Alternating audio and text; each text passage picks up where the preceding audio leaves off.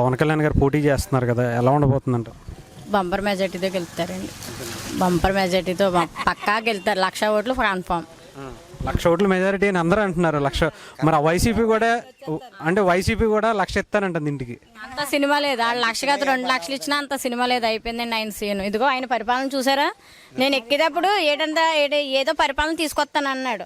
ఎక్కిన తర్వాత నట్టేట్లో మొత్తం ఉంచేశాడు. ఇక్కడికి మేము వచ్చి 2 సంవత్సరాలు ఫస్ట్ వచ్చి ఇక్కడికి వస్తుంది. వర్షం వచ్చిందంటే ఇంత లోతు వస్తుంది. ఆ జగనన్న పరిపాలన ఎంత అందంగా ఉంటుంది. రేపు మా అన్న పరిపాలన చూస్తారు కదా అందరూ ఏకమయ్యి. ఇప్పుడు జగనన్న పరిపాలన చూసారు, రేపు మా అన్ని పరిపాలన చూస్తారు మొత్తం అందరూ. అది అంటే ఏంటమ్మా పవన్ కళ్యాణ్ గారి మీద ఎందుకని అంత నమ్మకం మీకు? అంతే, ఫ్యాన్స్ అంతే. ఆయన ఒక ఏంటే ఇప్పుడు రాజకీయాల్లో లేకుండానే ఆయన ప్రజలకు చాలా చేశాడు. ఇప్పుడు రాజకీయాల్లో కొత్త ఇంకెంత చేస్తాడు ఆయన. చాలా మంది కొంతమంది ఇక్కడ నాన్ లోకల్ ఇలా ఇక్కడికి ఎలా వస్తాడు, అక్కడెక్కడో ఓడిపోయినోడు ఇక్కడ ఎందుకు ఇక్కడికి వస్తున్నాడు అని చాలా మంది అంటారు. అలా అనుకుంటే ప్రతి ఒక్కడు ఒక్కసారి గెలిచేసినోడు ఏం కాదు కదా. నాకు ఒక అవకాశం ఇవ్వండి అని అడిగినోడే ప్రతి ఒక్కలోనే. అలాగే ఇప్పుడు ఎక్కడో ఓడిపోయాడంటే తన సినిమా కాబట్టి రాజకీయంగా తెలీదు. ఇప్పుడు అన్నీ తెలిసే కాబట్టి గెలుస్తాడని నమ్మకం ఉంది కాబట్టి మాకు పిఠాపురాన్ని. ఈసారి అయితే పిఠాపురం అంటే గతంలో 2 సార్లు ఓడిపోయారు. ఆయన ఎంతో మంచి చేద్దామని వచ్చినా కూడా ప్రజలు స్వాగతించట్లే. ఇక్కడ స్వాగతిస్తారు మరి ఈసారి? ఎందుకేమండి ఇంచెక్కిస్తాం, ఇంచక్క ఆహ్వానిస్తాం. మేమైతే గెలిపిస్తాం.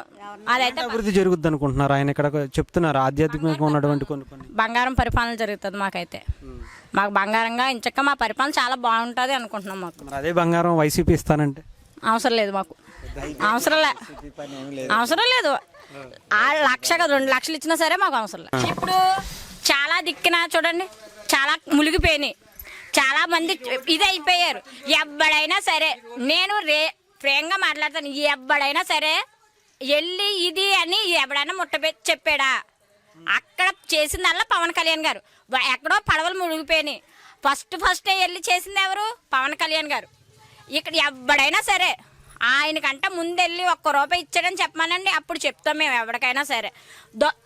ప్రతి ఒక్కతే అంటది. నేను రియల్గా మాట్లాడుతున్నాను, బయ్యు లేకుండా రియల్గా ప్రతి ఒక్కతే అంటది కదా. ఆడిలా ఈడేం చేశాడని, ఈడు ఎందులో ఏం చేశాడు అది చూపించమానండి. ఫస్ట్ 3,000 ఇస్తున్నాడు పెన్షన్. 3,000కి తగ్గ డబల్ తీసుకుంటున్నాడు. ఆయిల్ ప్యాకెట్ ఎప్పుడు మేము 200 పెట్టి కొనుక్కుండేదిలే. అలాంటిది 200 పెట్టి ఆయిల్ ప్యాకెట్ కొనుక్కున్నాం.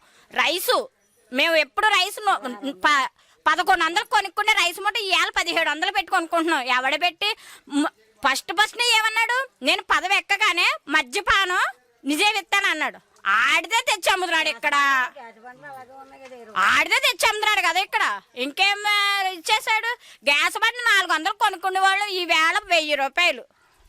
ఇంకా ఆడు చేసింది ఏముంది? బూతులు వచ్చేస్తాయి ఇంకా.